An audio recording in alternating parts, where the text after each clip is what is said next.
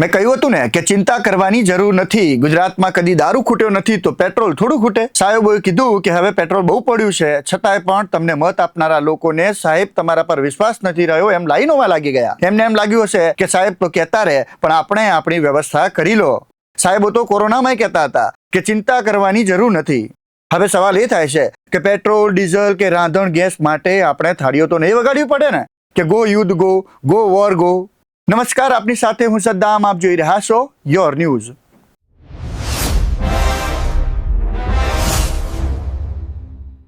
રાજ્યમાં છેલ્લા 2 દિવસથી એટલે કે આજે બીજો દિવસ છે જ્યાં ક્યાંક પેટ્રોલ પંપો બંધ દેખાઈ રહ્યા છે તો ક્યાંક પેટ્રોલ પંપો પર લાઈનો લાગેલી છે. તેની વચ્ચે સરકાર દ્વારા કહેવામાં આવી રહ્યું છે કે પેનિક થવાની જરૂર નથી, અફવાઓમાં આવવાની જરૂર નથી. તો પબ્લિક માની કેમ નથી રહી? પબ્લિકને એટલોય વિશ્વાસ સરકાર પર રહ્યો નથી? નોટબંધી અને કોરોના કાળમાં સામાન્ય જનતાની શું હાલત હતી એ બધાએ જોઈ છે. એના કારણે કદાચ અત્યારે જનતા પેનિકમાં છે. રાતોરાત નોટબંધી અને રાતોરાત લોકડાઉન જનતાએ જોયેલા છે. ગેસ સિલિન્ડર વખતે પણ આવી વાતો થતી હતી કે બધાને મળી જશે, તો આટલી કાળાબજારી કેમ થઈ રહી છે? જનતા કહી રહી છે કે અમારે અમારા દેશની સરખામણી ભિખારી જેવા દેશ પાકિસ્તાન સાથે નથી કરવી. અમેરિકા અથવા તો ફોરેન કન્ટ્રી સાથે સરખામણી કરીએ ને. આ પ્રકારની લાઈનો તો તમે અમેરિકામાં નહીં જોઈ હોય કે કોઈ ફોરેન કન્ટ્રીમાં ગેસ લેવાની લાઈન, પેટ્રોલની લાઈન. હવે સવાલ આવે કે આપણે ત્યાં તો જનસંખ્યા વધારે છે તો ટેક્સ પણ એટલું જ લેવાય છે, છતાંય દેશ દેવામાં છે. સરકારને દોષ આપતા પહેલા આપણે પણ ક્યારેય સિવિક સેન્સ વિશે વિચાર્યું છે? ના, હું મારા દેશમાં ગંદકી નહીં કરું, જાહેરમાં નહીં થૂકું, ટ્રાફિક સિગ્નલ નહીં તોડું, બધા સાથે પ્રેમ સન્માનથી વર્તન કરીશ. આપણે તો ટ્રેનમાં કે બસમાં બેસીએ એટલે પાણીની બોટલ કે ચાનો ગ્લાસ છૂટો જ ફેંકી દઈએ છીએ. ભલે ને ત્યાં ડસ્ટબિન પર બોર્ડ માર્યું હોય કે કચરો મને આપો.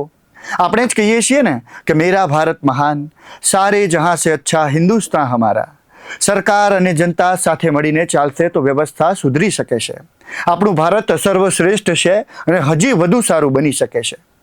ચલો ભાવનાઓને મૂકીને મુદ્દા પર આવીએ કે પેટ્રોલ ડીઝલ બાબતે શું કહ્યું છે રાજ્યના મુખ્યમંત્રી ભૂપેન્દ્ર પટેલે. કોઈ પણ જાતની અફવામાં દોરાઈ અને ગેસ, પેટ્રોલ કોઈની પણ ક્યાંય લાઈનમાં રહેવાની જરૂર નથી.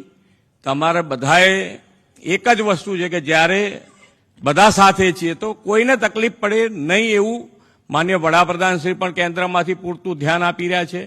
અહીંયાથી રાજ્ય સરકાર પણ એની પર પૂરતું ધ્યાન આપી રહ્યા છે.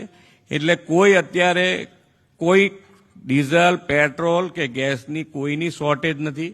બધાને પૂરતું મળી રહ્યું છે, મળી રહ્યું પણ છે અને મળી રહેવાનું પણ છે. તો આ બધા જ આપણે સૌ સાથે મળી અને આગળ વધીએ અને વિકસિત ગુજરાત માટે આપણે સૌ સાથે મળીને આગળ વધીએ એ જ અભ્યર્થના.